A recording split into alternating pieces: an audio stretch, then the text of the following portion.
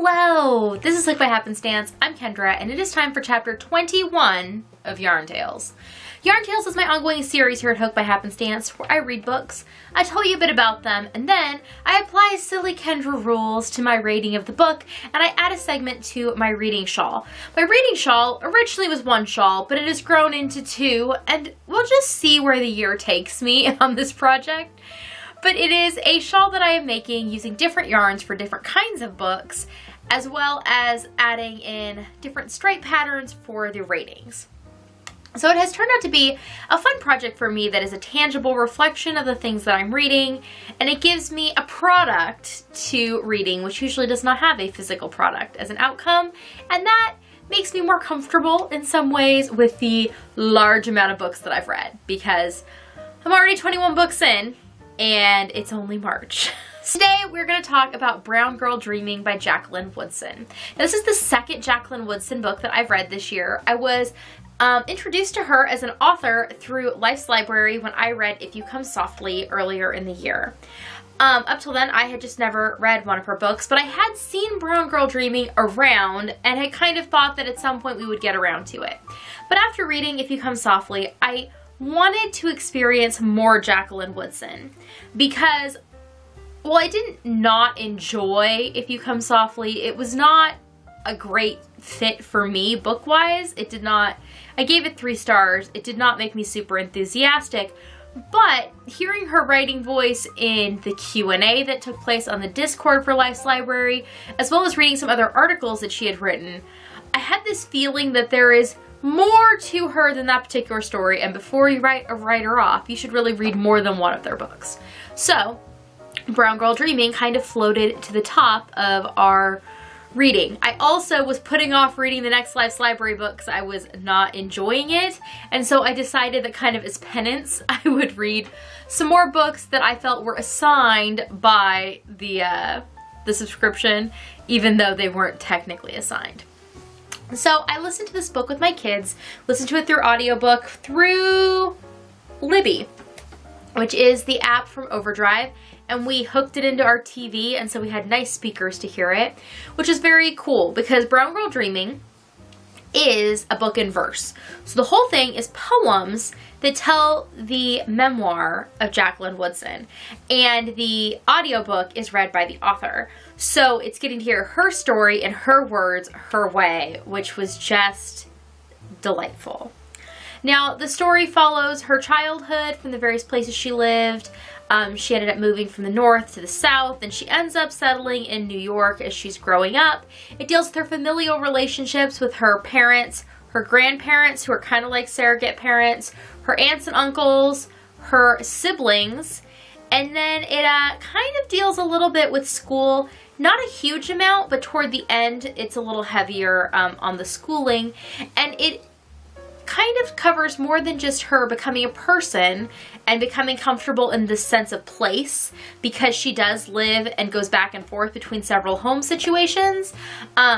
It's her finding her footing as a person, her individuality, and ultimately finding her voice in writing, which apparently this is not the first book that I've read that has that theme, and I just really like that. So maybe that's like a special genre that I should look into more, is writers learning to write, or creatives like finding their creativity. I really like that for the most part.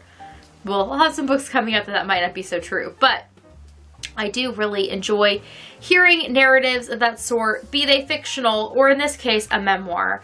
For those of you that don't know, because I did look it up and I don't know that I've talked about it yet here, the difference between a memoir and a biography.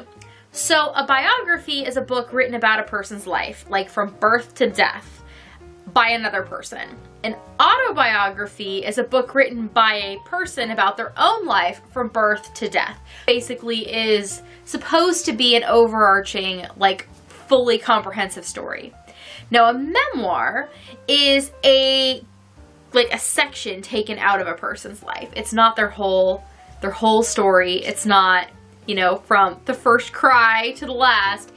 It has the ability to leave things out. It kind of just covers the high points. A lot of memoirs are actually only about like a particular time period in someone's life, like their childhood, and so you're just going to get small vignettes of that, as opposed to feeling like you have to gloss over so much in covering that long time span. It gives you a chance to kind of really focus in on some specific things that happen in a small time period. So I am finding that memoir appeals to me more than biography. I also do like memoirs that are written by the individual rather than being written by somebody else, because I just feel there's an authenticity to them that obviously you can't get any other way. You are the only one that can tell your story, and you are the only one that can tell it truthfully, or the story that you tell is at least what you want to have viewed as truthful. Because I do think that sometimes some stories have to be taken with a grain of salt. I didn't feel that way reading this particular memoir, but some I do feel that way more heavily about. But I gave this book 5 stars. It was just beautifully written. The prose was amazing. It told the story so simply, but eloquently. And it was really, I think, a good introduction to listening to it with my kids. A bunch of the story takes place as segregation is ending, and so there's a lot of issues that it was a nice conversation starter for, and it was telling the story from the perspective of a young Black girl growing up in that time and what she was experiencing. It was a nice introduction to a lot of things, and they just really enjoyed the audiobook, and it has led to them asking for more books in verse. We are actually reading another book right now that is a book in verse, so apparently that's like a thing we're gonna start doing. I already knew that we liked poetry, and we like juvenile poetry, the more sing-songy, rhymey, like cutesy, funny kind, but we hadn't really delved very deep into more long-form poetry, or poetry that didn't have as structured a rhyme scheme. I mean, I've read plenty of that, but I haven't necessarily read a lot with them. But this obviously contained a lot of that, and they really enjoyed it. And so I think that I will be seeking out more of that in the future. So if you have any recommendations for books in verse, let me know. I mean, obviously I can do a Google search, but if there's something that you've read that you really enjoyed in that form, I would be all ears. Okay, let's get on to showing you the reading shawl, because I'm sure many of you are curious. So since this was a book with my kids, I used cattails yarn in the color Lady Celine. It has Stelina in it. That is what I was getting hung up on. This is from her Wheel of Time collection.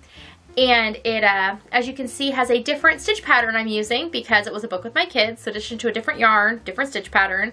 And then the 5 rows of textured single crochet for the 5 stars. And this was just really pleasant to work with. I really enjoyed seeing the Lady Celine worked up with the 5 rows, because I really got a better feel for the color and the yarn, because I had only had one previous stripe of it up here earlier. And it didn't have as many stars. So I didn't get to play with the yarn quite as much. It was also earlier in the shawl, and obviously as the shawl grows, you get more stitches, because I was still doing increases up to here. I'm now actually kind of working straight because I've reached the full size that I need. Now I just need some more length. So there won't be as many increases going on. But I really enjoyed the process of putting the section in, and also the process of getting to look back and think on this book a little bit more. It's been about a month since I finished this book, but I'm still thinking about it, which I think is definitely the mark of a 5-star book. Is 5-star books stick in my mind. They come up with other things that are going on.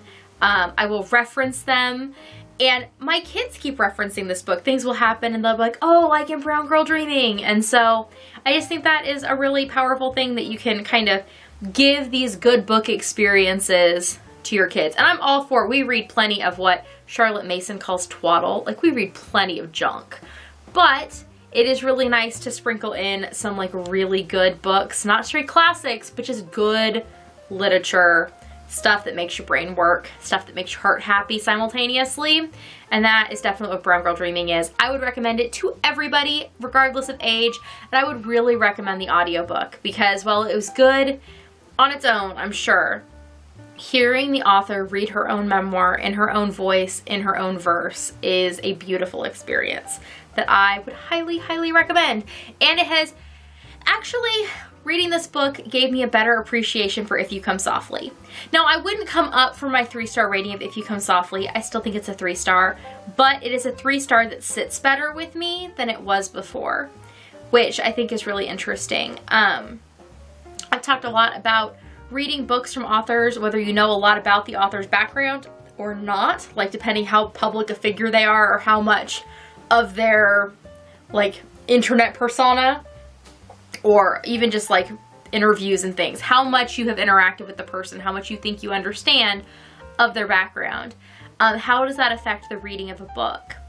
And having zero background on Jacqueline Woodson, there was a bunch of things that I kind of was just like, about the book. But after hearing her memoir, there are parts of If You Come Softly that I feel more like, oh, I bet that like I could see more inspiration points that I had not picked up on before. So that is that. If you'd like to see more of these Yarn Tales videos, there is a playlist here on the channel that has all of them, so you can catch up on any that you've missed. There's also some videos I did last year on some books I read then, which is a previous Yarn Tales series in a slightly different iteration. But those are there too if you are interested, because there were some lovely books in there and they still exist, so read them. I recommend some of them quite highly.